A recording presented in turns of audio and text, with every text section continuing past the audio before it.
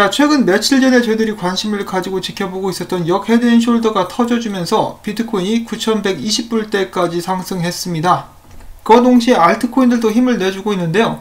최근 인도에 이어서 한국에서도 호재가 나와주면서 이 암호화폐 시장이 더욱더 탄력을 받는 것은 아닌가라고 한번 생각을 해봅니다. 오늘 주요하게 생각할 수 있을 만한 소식들이 많이 나왔기 때문에 또 바로 영상 시작해 보도록 하겠습니다. 자, 첫 번째는 대한민국 특검법이 국회 본회의를 통과하게 되었습니다. 인도 정부에 이어서 한국에서도 암호화폐 규제 틀을 실질적으로 바꿀 수 있는 법안이 통과됐다고 하면서 해외에서도 흥분을 감추지 못하고 있는데요.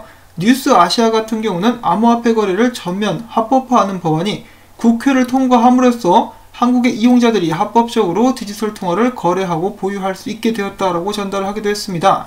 자, 그런데 이러한 특검법 통과에 대해서 우려하는 목소리도 있다라고 하는데요. 일단 업계와 매체들은 반기고 있는데 어떤 점을 주의해야 되는지 또 잠깐 살펴보도록 하겠습니다. 자, 법조계에서 나오게 되는 우려들인데요. 의정부 지방법원 이정엽 판사 이렇게 이야기를 합니다. 블록체인 산업 생태계를 육성할 기본법은 마련된 것으로 생각하지만 자본이 없는 스타트업이 다양하게 경쟁을 하면서 커갈 수 있도록 하는 판 자체가 없어지는 것은 아닌지 우려가 된다. 그 다음에 또 다른 변호사 같은 경우는 이후에 제정될 시행령 등을 통해 시장을 위축시키는 방향으로 악용될 수도 있다. 그 다음에 또 다른 의견으로는 매매나 중개형이 아닌 대부분 가상자산 사업의 실명 계좌 요건을 법률상 요건으로 못 박아서 정부가 예외적으로 면제해줄 권한을 가진 것은 과도하다. 이 법안이 잘못되면 자금 세탁 방지가 아닌 산업 규제가 될 수 있다라고 우려하는 목소리를 높였습니다. 이 부분 외에도 저희 시청자 중에 한 분이신 아나킨님께서도 이런 지적을 해주셨는데요. 가상자산 사업자 요건 중에 실가상 계좌를 열어주는 권한을 은행의 판단에 따라 좌지우지하게 되면서 은행이 분명히 갑의 지위를 행사하게 될 것이 눈에 보이고 ISMS 기준 AML 시스템 구축 등 거래소들이 이러한 시스템 구축비를 충당할 수 있을지가 의문입니다. 재정이 넉넉치 못한 거래소들과 가상자산 사업자 요건을 충족하지 못한 거래소들은 전부 다 폐업할 것으로 보여지고 있으며 지금 현재 존재하는 대부분의 거래소들이 문을 닫고 몇몇 거래소들만 과점의 형태로 남을 듯합니다 라고 말씀을 해주시기도 했습니다. 남게 되는 거래소들 대표적으로 4개 볼 수가 있겠죠. 빗썸, 업비트, 코인원, 코빗 이 정도라고 볼 수가 있겠는데요. 자, 발전을 하는 것 같긴 하지만 부작용도 우려가 되고 있는 그런 상황입니다. 그래도 일단 뭔가 변화가 있었다라는 점이 긍정적이지 않나라고 그나마 위안을 삼아보면서 다음 소식도 보도록 하겠습니다. 자, 한국의 소식을 접한 바이낸스가 한국말로 이런 식으로 응원하는 글을 남겼고요. 여기에 이어서 그들은 바이낸스 거래소에 한국 원화 스테이블 코인을 상장하겠다라고 밝혔습니다. 신기하죠? 한국 돈 스테이블 코인이에요. 한국 기업이나 한국 거래소가 먼저 만든 것이 아니고 바이낸스가 먼저 만들었습니다. 정말 이제 좋기도 하지만 약간 씁쓸한 그런 상황이라고 볼 수가 있겠고요. 그 다음에 오늘 6천만 개 그리고 2억 개의 테더가 발행됐다라고 해가지고 암호화폐 커뮤니티를 흥분케 했었으나 2억 개 같은 경우는 토큰 수합이었고요. 그리고 6천만 개 같은 경우는 재고 보충이었었다라고 이야기를 하고 있습니다. 그래서 직접적인 펌핑은 오게 되지 않을 것으로 이제 생각을 해볼 수가 있겠고요. 자, 그 다음에 에이다 관련된 소식이 있습니다. 이 칼다노가 이번에 세계 4대 회계 법인 중에 하나인 PwC와 마케팅 전략을 수립하겠다라고 밝혔는데요. PwC가 호스킨슨과 이 칼다노 회사를 미국 상위 500대 기업 선정 Fortune 500에 나열된 기업의 대표자들에게 소개를 함으로써 이 칼다노의 기술을 그들에게 판매를 할 계획을 가진 것으로 보여지고 있다고 합니다. 그리고 또한 이어서 와이스 크립토 레이팅스가 칼다노를 칭찬하는 듯한 글을 또 썼다라고 하는데요. 아이오타랑 비교를 했습니다. 아이오타는 하나의 결제 네트워크로 여전히 컨센서스에 도달하기 위해 노력하고 있는 반면 칼다노는 이론에서 현실로의 로드맵 이행을 완벽하게 이뤄가고 있다라고 아이오타는 까면서 칼다노를 지켜 세워주는 듯한 그런 글을 남기기도 했었습니다. 자, 아무튼 찰스 호스킨슨 여러가지로 노력을 해주고 있는데요. 에이다의 좋은 발전과 성장 2020년도에 다시 한번 기대를 해보도록 하고요. 자, 그 다음에 체인링크 파트너십 관련된 소식이 또 나오게 됐습니다. 체인링크와 칠리즈가 파트너십을 맺고 체인링크에 탈중앙화된 오라클 네트워크상에서 스포츠 관련 수집 NFTS 토큰, 즉 복제가 불가능한 토큰을 발행하겠다라고 밝힌 것인데요. 실리즈의 팬들은 투표와 리월드 앱을 통해서 이 과정에 참여하게 될 수 있을 것이라는 설명입니다. 계속해서 채택을 받고 있는 체인링크의 기술에 관련된 또 다른 좋은 소식이 나왔었고요. 그 다음에 이어서는 AMD, 마이크로소프트, EY, 체인링크, 컨센서스 등 유명 기업들과 이더리움 기반의 기술 회사들이 다 함께 힘을 합쳐가지고 회사 내에서의 데이터베이스 시스템과 상호작용을 위한 퍼블릭 블록체인을 사용하는 기업형 프로토콜을 발표했다라는 소식입니다. 기업들은 이를 통해서 메인넷을 사용해서 토큰화 및 분산 금융을 지원하게 될 것이다 라는 이야기도 남겼는데요. 이더리움 블록체인 자체가 지금 계속해서 채택이 잘 되고 있는 상황에서 체인링크가 여전히 두각을 나타내고 있는 그런 모습들이 보여지고 있습니다. 자, 그 다음 테조스 관련된 소식이 있습니다. 테조스 블록체인 상에서 1784년 프랑스 왕 루이 16세가 건축한 기념 건물을 토큰화하는 데 성공했다라는 소식이 나왔습니다. 이는 증권형 토큰이고요. 이를 통해서 건물 토큰화도 시작되게 됐다라고 볼 수가 있는 것인데, 이렇게 토큰화된 건물들을 사람들이 부분별로 사서 투자를 하는 것도 가능하게 될 것이고요. 앞으로 이런 토큰화를 통해서 신속하고 투명한 거래가 가능하게 될 것이다 라고 기대감을 모으고 있습니다. 그래서 예를 들어서 대한민국 모든 사람들의 꿈이 이제 건물주가 되는 것이다 라는 말이 종종 나오곤 하는데, 건물 하나를 통째로 사는 것이 아니라 앞으로는 이 건물의 부분만 보유할 수 있게 되는 그런 투자 방식도 나오게 될 수 있다는 것이죠. 자, 이런 변화들이 앞으로 어떻게 우리 삶에 영향을 끼치게 될지 그런 부분들도 굉장히 기대가 많이 되고요.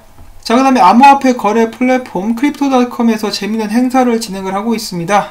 이 트위터 사용자분들께서는 이 게시글을 찾으신 후 좋아요와 팔로우 그리고 리트윗을 하시면서 해시태그 TimeForPlanB를 적어주시면은 추첨을 통해 가지고 $100 상당의 비트코인을 뿌리겠다라고 이야기를 했고요.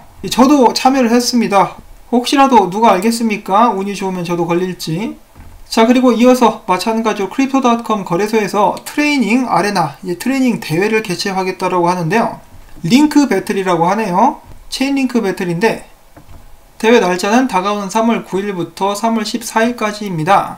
트레이딩 대회뿐만 아니라 추첨해가지고 또한 상품도 주게 되는 그런 행사도 하고 있다라고 하니까요. 관심 있으신 분들은 제가 링크를 남겨드릴 테니까 참고를 해보시면 좋을 것 같습니다.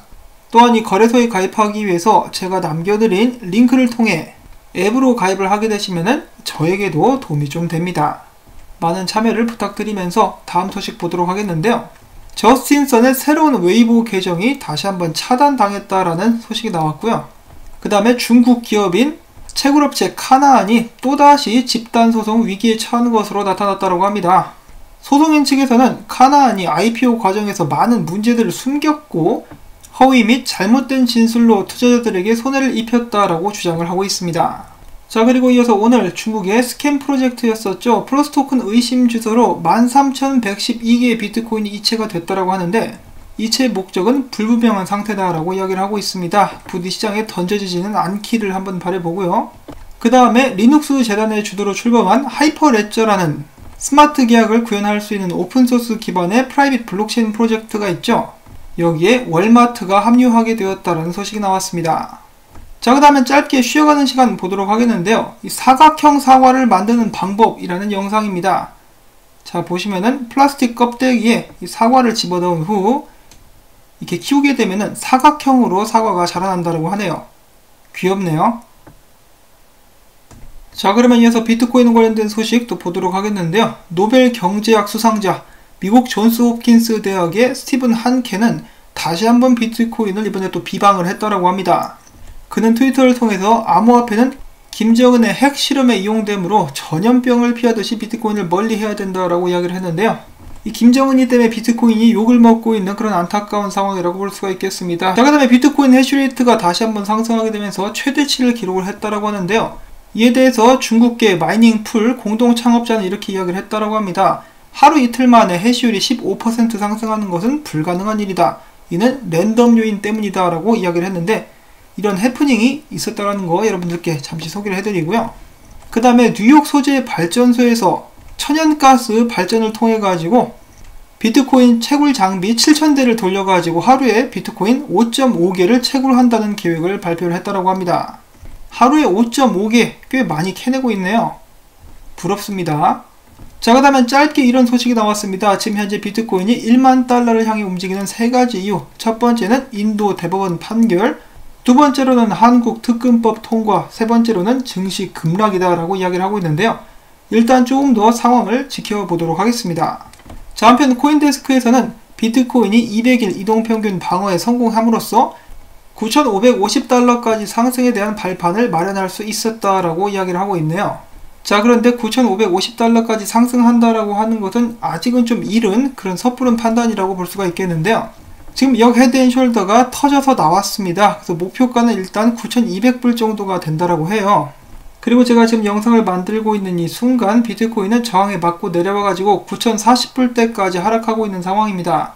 이 분석가들의 의견도 잠깐 보도록 하겠는데요. 이 로마라는 분석가는 이렇게 이야기를 하고 있습니다. 비트코인이 9,400불대를 뚫지 못하면 8,950불대까지 하락하게 될 것. 그 다음에 네코지라는 이 분석가 9,200불대를 뚫으면 9,400불대까지 가게 될 것이고 9,500달러도 살짝 발을 담글 수도 있을 것이지만은 9,200불대를 뚫지 못하면 다시 8,900불대로 떨어지게 될 것. 그 다음에 유명 분석가죠. 필브 같은 경우는 이렇게 이야기를 하고 있습니다. 비트코인이 20주 이동평균선을 뚫는 것은 굉장히 좋지만은 내 생각에는 다시 한번 이 마지막으로 8,000불대를 보여주게 될 것 같다.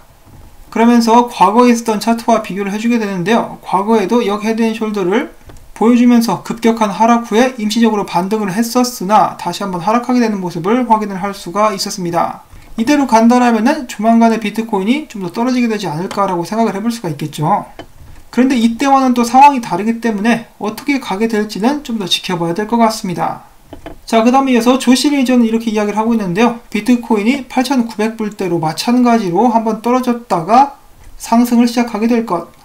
자, 그래서 비트코인이 8,900불대까지 조정을 받고 움직이게 될 것이다라는 의견이 지배적인데요. 일단 아직까지는 그런 방향으로 가는 듯한 모습을 보여주고 있습니다. 자, 과연 이 비트코인이 단기적으로 어떻게 움직이게 될지 여러분들께서도 이제 관심있게 지켜보실 것이라고 생각이 되는데요. 한편 윌리 우는 최근에 이렇게 이야기를 했다고 합니다. 비트코인에 이미 시작된 강세 사이클은 가격이 최소 10만 달러, 최대는 25만 달러까지 상승하도록 만들 것이라고 이야기를 한 것인데요. 엄청난 상승이죠. 최소가 10만 달러랍니다. 1억이 넘는 돈인데 정말 그렇게 되면 좋겠습니다. 그러면 제 채널도 이제 좀 살아날 수가 있겠죠. 자, 그리고 끝으로 오늘 미국 증시가 다시 한번 하락하게 되었습니다. 이를 통해 가지고 더욱더 큰 금리 인하 그리고 양적 완화도 공식적으로 발표가 될 것이라는 의견들이 돌고 있는데요. 그렇게 되면은 여전히 비트코인에게는 굉장히 유리하게 작용하게 될 것으로 저희가 생각을 해볼 수가 있겠습니다. 자, 오늘도 여러가지 많은 소식들을 열심히 모아가지고 간추려가지고 여러분들께 전달을 해드렸는데요. 제가 열심히 만들어본 이 정보 및 소식들 도움이 되셨다면은 수고했다는 의미 그리고 시청료다라는 의미에서 광고 영상 시청 정말 지겹고 힘드시겠지만 다시 한번 오늘도 부탁을 전해드릴 수밖에 없는 제 입장을 고려를 해주셔가지고 너그럽게 광고 영상 봐주시기를 다시 한번 부탁을 전해드립니다. 여러분들 오늘도 행복하시고 건강하실 수 있기를 바라고요. 저는 다음에 또 인사를 전해드릴게요. 비트코인 떡상해라!